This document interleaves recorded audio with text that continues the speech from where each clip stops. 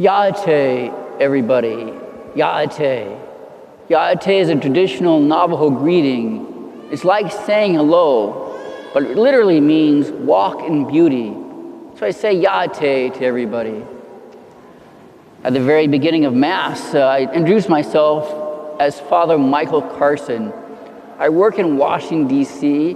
with the United States Catholic Conference of Bishops. I'm the point person for Native American Indian ministry throughout the country, the Bishops' Conference. So I'm a staff person to the subcommittee on Native American affairs.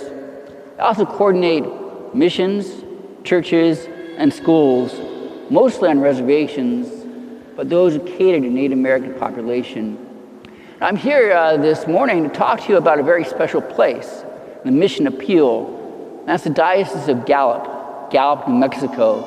It's the poorest diocese in the United States, and my mission appeal is to help them out, both in their evangelization, but also helping the poor, the Native Americans that they serve. Okay, first, a little bit about the gospel here this morning. The gospel has the famous story of Jesus walking on the water, and Peter, who got out of the boat and began to sink because of his lack of faith. The important part is the lack of faith, because faith is just not only faith and belief, it's what you do with that faith and belief throughout the world. And I've been privileged in my own ministry, working with the Native Americans, to witness people who have an incredible amount of faith, who have a love of Christ in their heart and their mind, and they go take that love and proceed to help out, especially the poorest of the poor, especially in the Diocese of Gallup. Okay, a little history about the Diocese of Gallup. The Diocese of Gallup was founded in December 16th, 1939 by Pope Pius.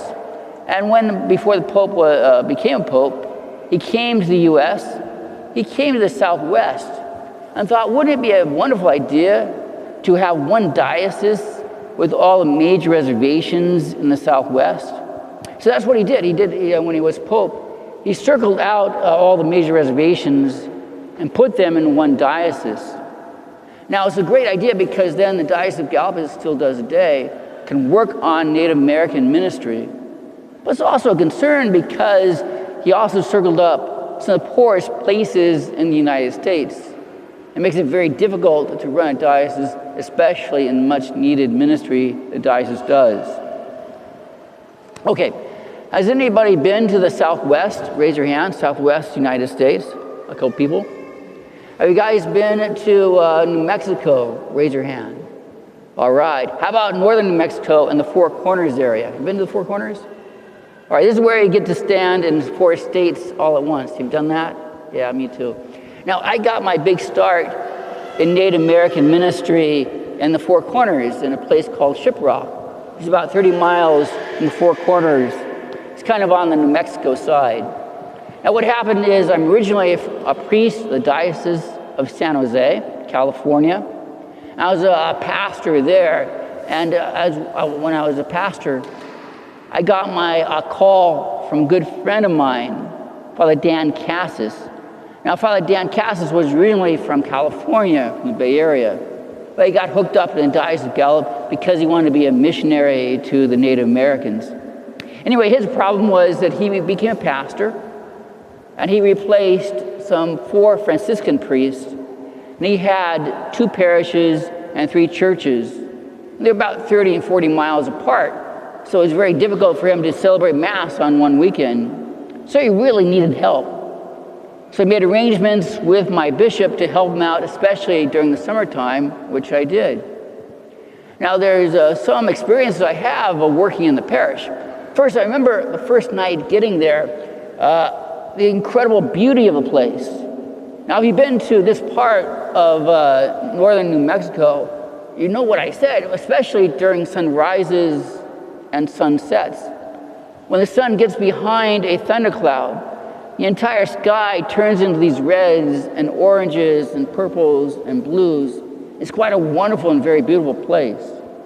Now, the place itself is high desert, so there's this gigantic rock. You guys might have seen it in some movies. It rises right out of the valley some 300 to 400 feet. Now, if you use your little imagination, you see the top of the rock kind of looks like a ship. That's how the town gets its name. Now, Navajo believe that this gigantic bird kind of nosedived in a desert, and its tail feathers are sticking up. That's what they believe. Now, my experience, besides the sheer beauty of the place, the high desert and that part of the Navajo reservation, is the incredible poverty of the place. These people are really, really poor. I remember the first night I was there, I was cooking my dinner, and I was warned by the pastor this would happen, and then he went off to his other parishes. But after I cooked my dinner, I heard a knock on the door, right, in the evening, and I went out, and there's a long line of people, some 17 people just lined up. And what they wanted was water. They did not have any inside plumbing, any water in their houses.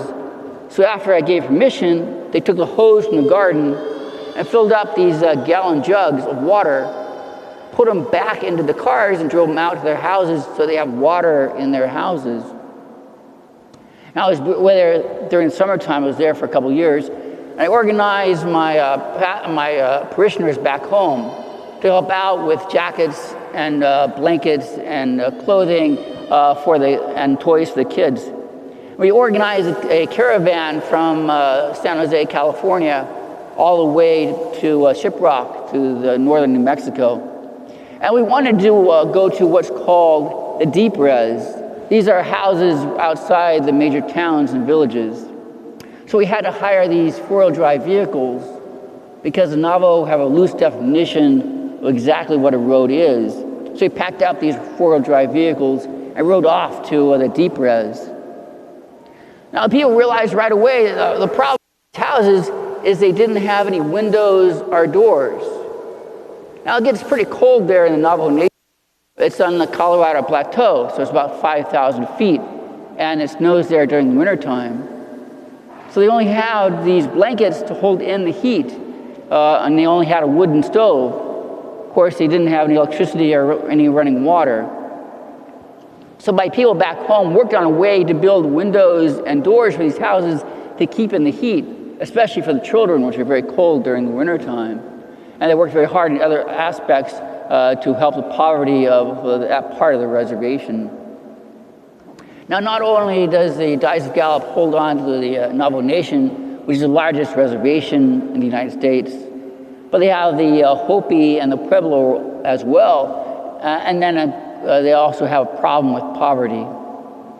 Along with poverty, there's a great need for evangelization, just because there's so few priests, religious sisters, and brothers and deacons working on the reservation itself. I remember when I would have preach at a funeral, the entire church would be crowded, but very few of them were Catholic. Navajo are about 2% Catholic. That's because the Calvin Drexel Cincinnati Franciscans came in to evangelize quite late 1800s. So when I preach, I talk about the forgiveness, the love of Christ, how we're transformed by Christ and taken up to heaven.